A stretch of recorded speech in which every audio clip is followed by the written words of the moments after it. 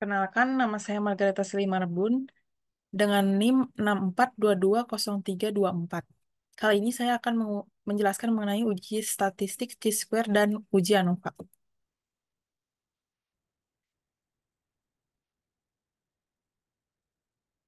Hmm, Berikut adalah penjelasan mengenai uji Chi-square dan uji ANOVA. Uji Chi-square adalah uji statistik yang digunakan untuk menganalisis hubungan antara dua variabel kategori. Secara sederhana, uji Chi-square menentukan apakah ada hubungan yang signifikan antara dua variabel yang sedang diteliti. Lalu di sini ada uji ANOVA. Uji ANOVA merupakan singkatan dari Analysis of Variance, adalah metode statistik yang digunakan untuk menguji apakah terdapat perbedaan yang signifikan secara statistik antara rata-rata dua atau lebih kelompok. Uji ANOVA dibagi menjadi dua, yaitu uji ANOVA satu arah dan uji ANOVA dua arah. Uji ANOVA satu arah digunakan untuk menguji perbedaan rata-rata antara dua atau lebih kelompok dengan satu variabel bebas. Lalu, uji ANOVA dua arah dapat digunakan untuk menguji perbedaan rata-rata antara dua atau lebih kelompok dengan dua variabel bebas.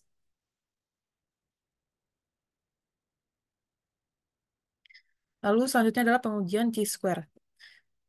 Di sini kita akan menguji data persentase rumah tangga yang memiliki AC menurut provinsi dan perilaku menyalakan AC di bawah 25 derajat Celcius. Di sini provinsinya ada DKI Jakarta, Jawa Barat, dan Jawa Tengah. Lalu kategori perilakunya tidak pernah, kadang-kadang, dan sering. Lalu pertama-tama kita tentukan hipotesisnya. H0 atau hipotesis nol, tidak ada hubungan tiga provinsi di Indonesia terhadap tingkat kebiasaan perilaku menyalakan AC di bawah 25 derajat Celcius. Lalu H1 atau hipotesis alternatif, ada hubungan tiga provinsi di Indonesia terhadap tingkat kebiasaan perilaku menyalakan AC di bawah 25 derajat Celcius. Tingkat signifikan yang dipakai sebesar 5% atau 0,05. Derajat bebasnya didapat dari kolom dikurangi 1, kemudian dikali baris dikurangi 1, hasilnya adalah 4. Nilai kritis dari tingkat signifikan 0,05 dan derajat bebas 4, maka eh, nilainya sebesar 9,488 yang dapat diketahui menggunakan tabel Chi kuadrat.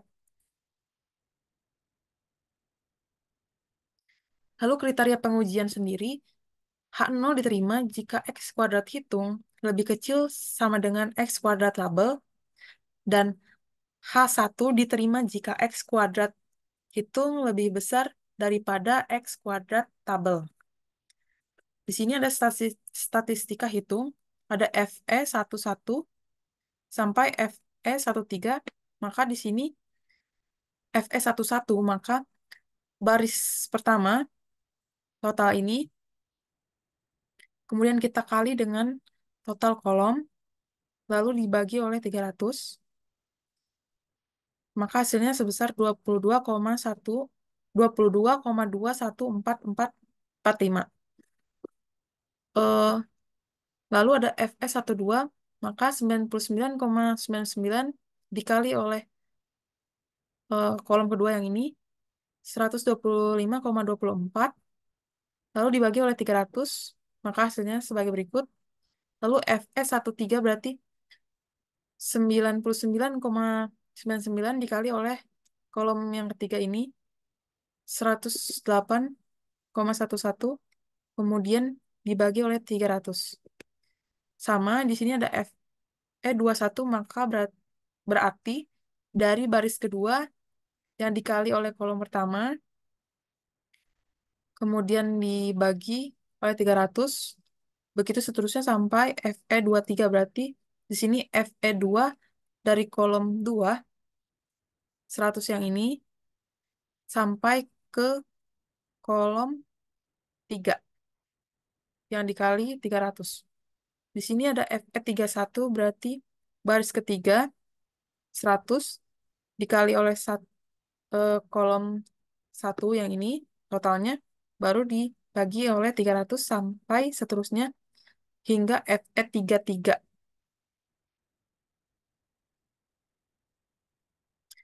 Lalu di sini ada kriteria pengujian kita masukkan ke dalam sebuah kolom agar memudahkan perhitungan.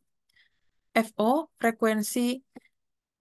eh, frekuensi observasi, maka setiap data yang ada pada tabel ini dari 21,18 hingga 24,36 kita susun secara vertikal setiap kolomnya. Lalu FE yang tadi kita hitung, mulai dari FE11 hingga FE33, kita susun secara vertikal. Lalu di sini kita kurangi eh, dari FO yang dikurangi FE, maka hasilnya eh, berikut hingga ke bawah. Lalu FO yang dikurangi FE tadi, kita kuadratkan, maka menghasilkan deretan hasil sebagai berikut.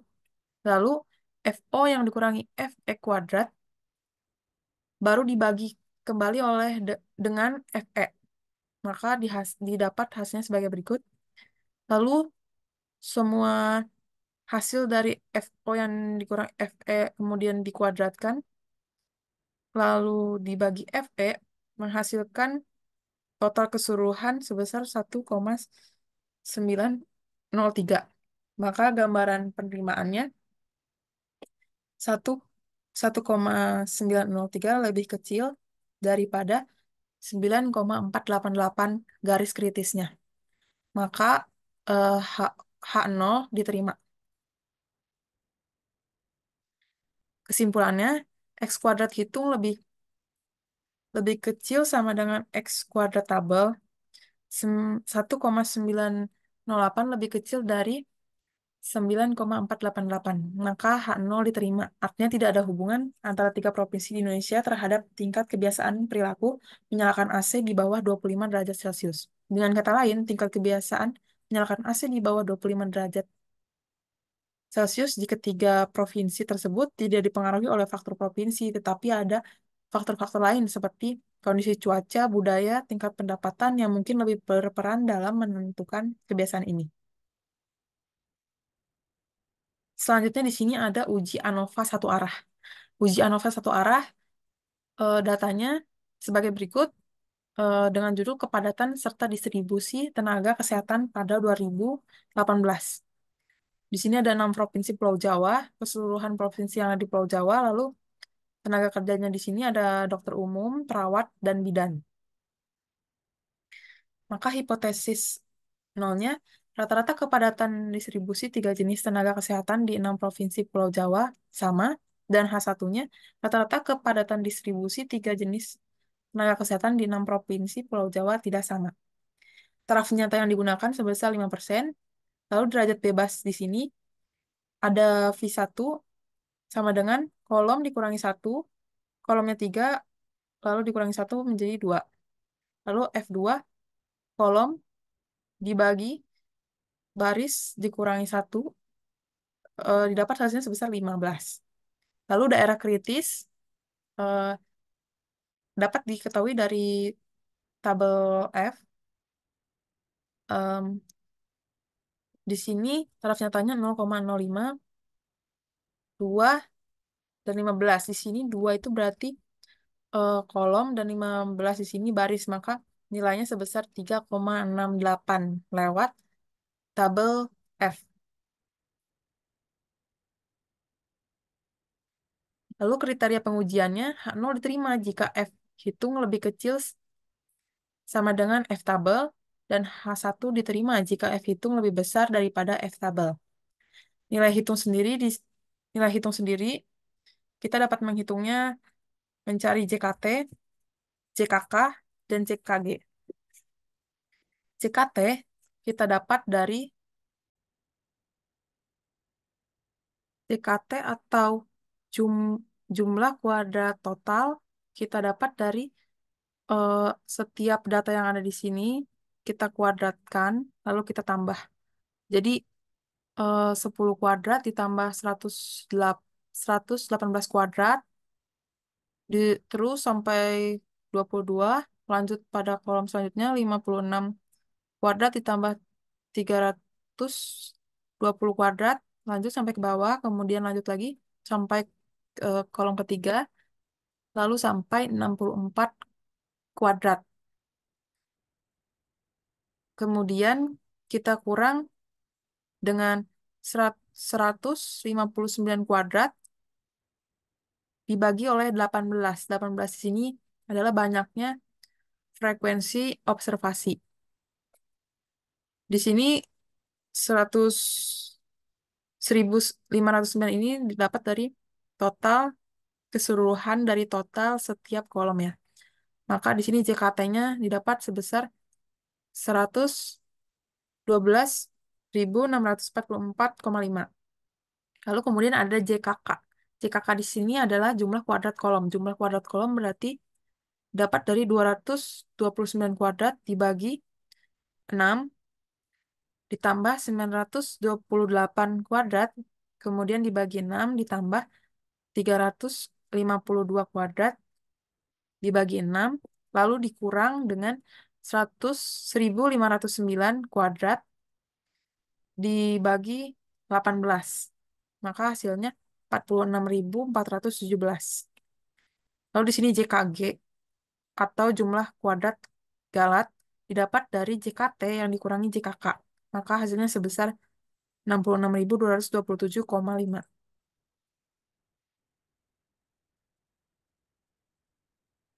Eh, Kemudian kita cari kuadrat tengahnya di sini. Kuadrat tengah yang ini kita dapat dari eh, C, JKK dibagi oleh derajat bebas yang ini.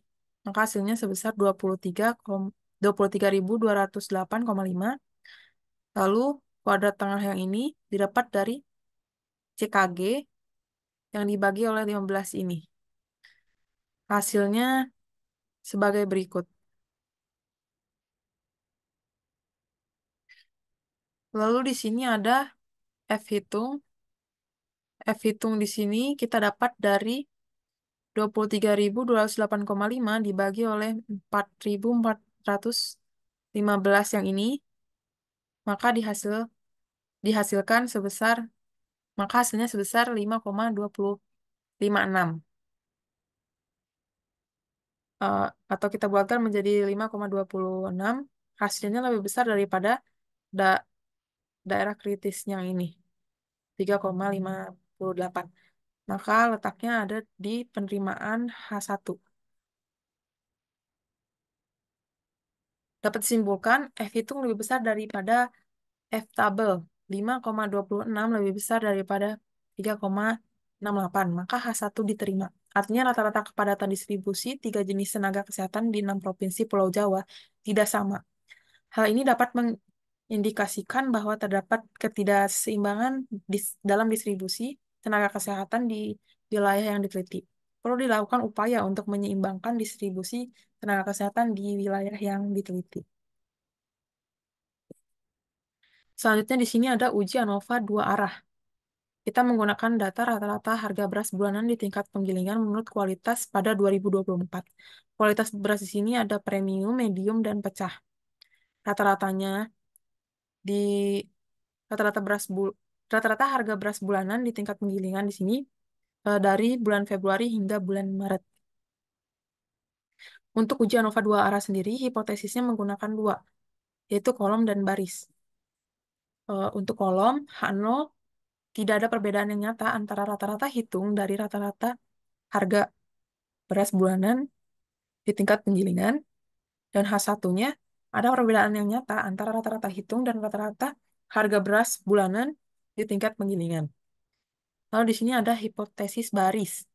H0, eh, H0-nya tidak ada perbedaan yang nyata antara rata-rata hitung dari kualitas beras, dan H1-nya ada perbedaan yang nyata antara rata-rata hitung dari kualitas beras. Tarif nyata yang digunakan di sini sebesar 0,001. Derajat bebasnya, baris, itu dapat dari 3 dikurangi 1 sama dengan 2. Yang kolomnya 4 dikurangi 1 sama dengan 3. Sini ada eh, V, V2 dari derajat bebas kolom dikali oleh derajat bebas baris, maka hasilnya 6. Daerah kritisnya, F tabel kolom pada taraf nyata 0,01, derajat bebas untuk kolomnya, dan DK, DK2 sama dengan 6 adalah 9,78. Jika F tabel baris pada taraf nyata 0,01, dengan derajat bebas baris 2 dan derajat bebas DK2 sama dengan 6 adalah sebesar 10,92. Kriteria pengujiannya sendiri dibagi menjadi dua, kolom dan baris. Kolom sendiri HO diterima jika F hitung lebih kecil sama dengan F tabel kolom. H1 diterima jika F hitung lebih besar daripada F tabel kolom, dan barisnya pun sama seperti itu. H0 diterima jika F hitung lebih kecil sama dengan F tabel baris, dan H0 dan H1 diterima jika F hitung lebih besar daripada F tabel baris. Di sini kita mencari nilai hitung. Di sini yang pertama ada jumlah kuadrat total JKT. Kita dapat dari 14.525 dikuadratkan. Data-data ini kita kuadratkan, lalu kita tambah, kemudian eh, kemudian dikurangi dengan total yang ada di sini, total antara total baris dan total kolom keseluruhannya, yang kita kuadratkan dengan 12. 12 di sini adalah eh, jumlah frekuensi observasi yang ada di sini, 12. Maka hasilnya didapat sebagai berikut. Dan di sini ada JKB, jumlah kuadrat baris. Itu didapat dari eh, total setiap baris yang kita kuadratkan. Setiap setiap baris ini kita kuadratkan, lalu kita tambah, dan kemudian kita bagi dengan 3. 3 di sini berarti banyaknya eh, banyaknya baris.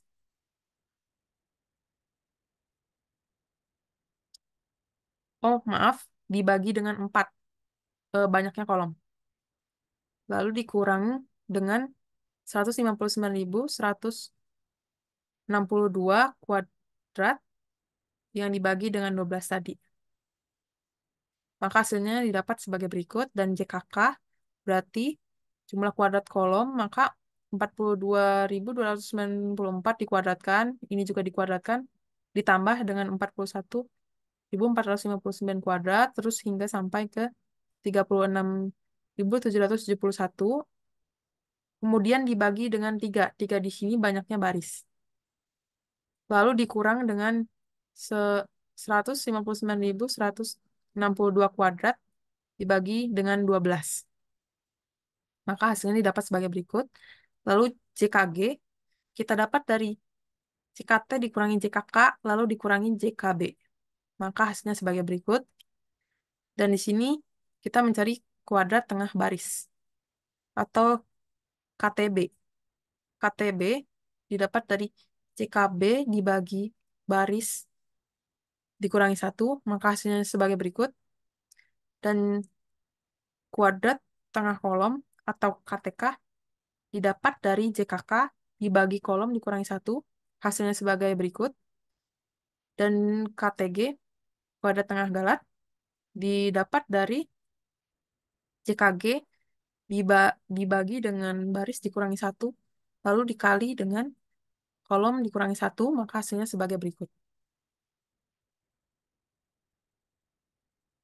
Maka didapat eh, F hitung baris, KTB dibagi dengan KTG, maka hasilnya sebagai berikut.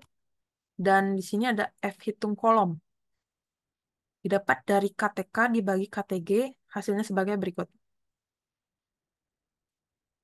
Maka gambarannya di sini keduanya lebih besar daripada daerah kritisnya.